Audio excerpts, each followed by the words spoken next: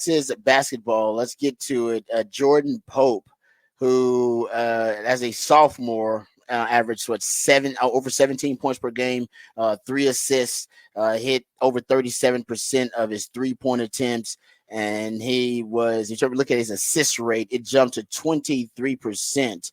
And if you look at overall, from his true freshman year, where he started, by the way, 32 of 33 games, to his sophomore year, went from scoring 12 points to 17 points. He was Pac-12 all freshman honors as well. But this guy is this now you have your starting backcourt now with him and Tremont Mark. Is that the projection? Him and Trey Johnson as well. Trey Johnson, your freshman coming in, is going to be your starter as well. So you're basically probably going to play 3 guards. Trey Johnson and Tremont Mark are about 6'6" each. So you can have those guys play kind of that 2-3 position. But that will be your 3 guys in the backcourt. And then what you're looking at probably is Jason Kint and Caden Shedrick as your 4 and 5 right now. That may change if you get Brandon Garrison. You see where they put him as well. They do technically. They have offers basically out to Brandon Garrison and Reedus Petritis out right now. They will have another scholarship available. If someone really good becomes available, they can go and try and make that move, or they will just try and add another young player, another sophomore or somebody like that to come in and bolster this roster and get a little bit more depth. But bringing Jordan Pope is a big get for Texas. This is a guy they really needed to get because if you don't get him, you're really trying to figure out that point guard position. You lost Chris Johnson to the portal. He probably wasn't going to be the answer anyway to be your starter this year, but you needed to have somebody brought in to be your starting point guard. Jordan Pope fills that role perfectly. He shoots threes a little bit better than Tyrese Hunter. The defense isn't going to be quite the same level as Tyrese, but he's a couple inches taller than Tyrese Hunter as well and can create a better shot. Tyrese Hunter was a good driver. And when he would drive, he could drive pretty well, finish at the rim. And, when he got hot, he could shoot threes. Jordan Pope, a little bit more consistent from 3 and can create other shots as well, can create around the basket, can drive the ball a little bit better, has a couple more moves in his bag. So offensively, he should be a much better addition than Tyrese Hunter was for a lot of the season where when his 3-pointer wasn't hitting and he would kind of disappear in that offense. I don't think Jordan Pope is quite that level. He played in the Pac-12 as well, so it's a transfer of somebody that has played at least at a Power 5 level of college basketball.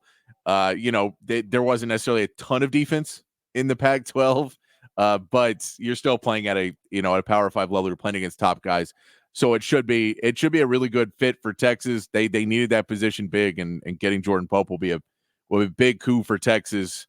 As there was a lot of other teams looking at him. I know his pick was between Texas and Texas A&M. So anytime you beat out the Aggies, that's fun. But, Kentucky was calling him. North Carolina was calling him. So there were other schools that were reaching out to him across the country that are top programs. So it's always good when you can win one of those. Yeah. So Rodney Terry's putting in some work. It's amazing that, college basketball every year, how different, and it happens in football too, but in football, there's so many guys. Your program's still going to have some, you're going to have guys that are there in the program for 2 and 3 years. The entire complexion of the team won't change year after year. It won't look like that. College basketball, it's amazing how every year your roster turnover in the roster for almost every team now. It just seems like they're, if you have, UConn may be one of the exceptions, but it seems like a lot of teams now you're seeing wholesale changes in the offseason via the transfer portal. Yeah, you're returning 6 scholarship players, I think, for Texas, and 2 of them that actually have playing time, and Kendall Weaver and Caden Shedrick. Yeah. But that's basically your 2 guys that you have that had any playing time last season, and then you're just having to bolster that roster. You've got 4 recruits in so far. Or 4 transfers in so far. Actually, you had 4 players returning. Sorry, I got to do much.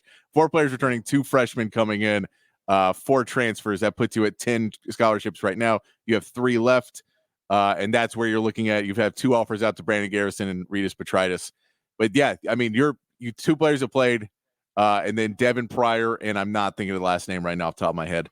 But you basically Kendall Weaver, Caden Shedrick, Devin Pryor, and one more that I for whatever reason. Wow. But yeah, no, it's amazing. Yeah, basically between big time recruits you bring in that are one and done that basically just want to go to the NBA and they're high level prospects, and then guys you're bringing in via the transfer portal. I mean, hell, at least half your team is going to look different year after year. Yeah, at least half. No, and I mean, most and programs. you look at this Texas team too in the front court right now. Nick Cody is another one of the freshmen coming in.